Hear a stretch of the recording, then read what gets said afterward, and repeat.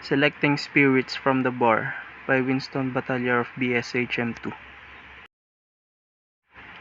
From casual family restaurants to fancy hotel bars, the hospitality industry is serving expensive libations to guests who are opening their wallets to pay the prices.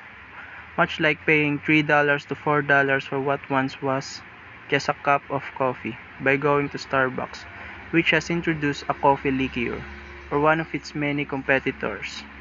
Paying for an upscale drink is still an affordable indulgence for many Americans. It is a status symbol of sorts to order a super premium spirit, and customers or consumers' perception of what constitutes super premium has been skillfully messaged by multi-million-dollar advertising campaigns. The lack of consumers' loyalty to any one drink or spirit category also provides companies with plenty of opportunities for introducing new products. An amazing number of new labels have flooded the market, each trying to claim its part of the open landscape. Often clever packaging is the prime marketing ploy as of this writing. We have witnessed about a decade now of new, flavored vodkas in sleek, tall, frosted bottles, but the trend is getting a bit tiresome. Bartenders have to accommodate interesting new bottle designs that may be unwildly taking up more space on an already packed back bar. The rectangular bottle's gin bottle, which is awkward to pour and store, is a good example. All the new spirit brands revolve around one principal character, the bartender. His or her role in determining which brand to use and which to ignore is more important than ever before. Every time a bartender asks, "What are you in the mood for?" and a guest replies, "I don't know," surprise me. There is an opportunity to recommend a new brand. Affordable. Generic brands have been tradition in most bars and restaurants. Why spend more for the fancy bottle? Their owners thought. But there is a downside to pouring only bargain brands, especially if price is the manager's sole consideration. It might be possible to cover up an inferior spirit in a mixed drink, but it'll be exposed for what it is when it is served neat, straight up. Marketing muscle and creative advertising have convinced younger customers to focus on brand names and view generic labels with suspicion. Do the pennies you save make you or more profitable if it cannot attract your target clientele and earn their return patronage? This is a trade-off that every bar owner must consider carefully.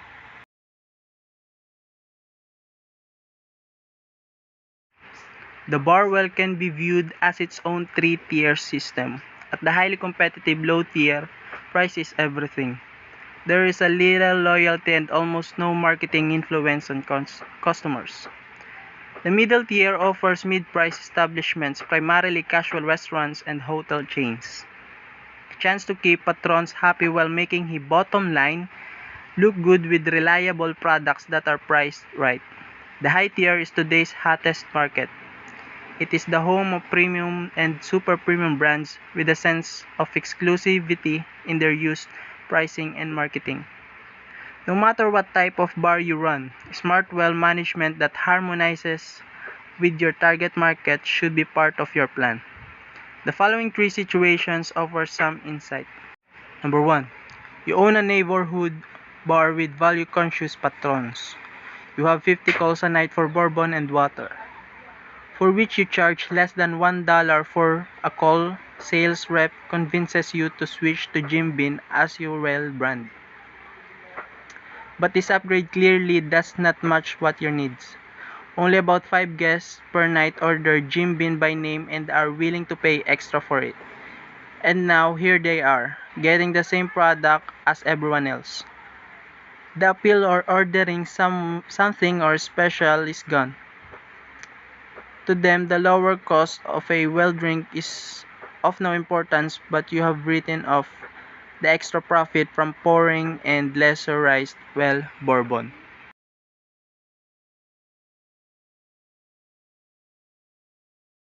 Number 2.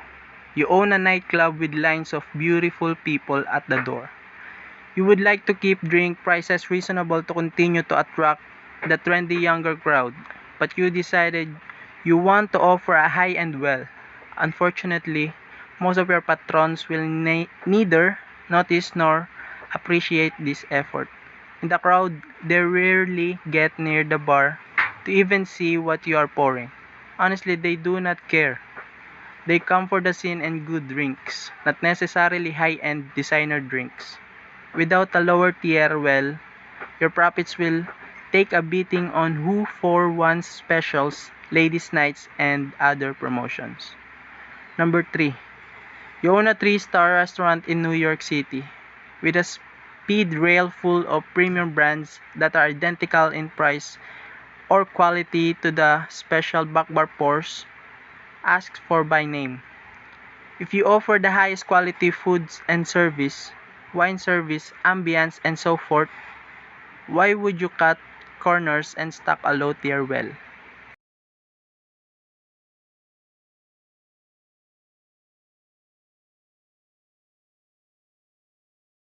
In short, the well is an important profit center that should reflect the bar's image and respond to the desire of the clientele.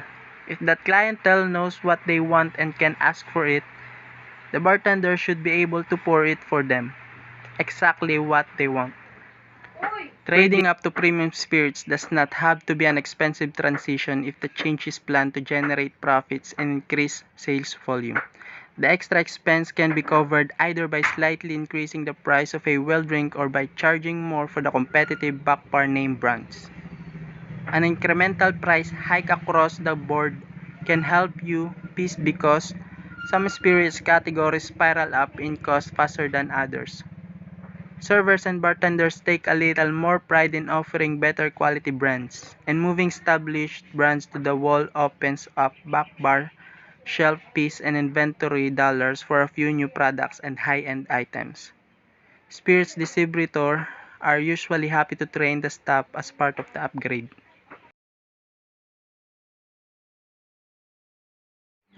To determine whether or not to upgrade your house pours to premium pours, ask yourself these questions. Are my customers label conscious? How hip are they? If they wear brand name fashions and drive luxury cars, you have got your answers.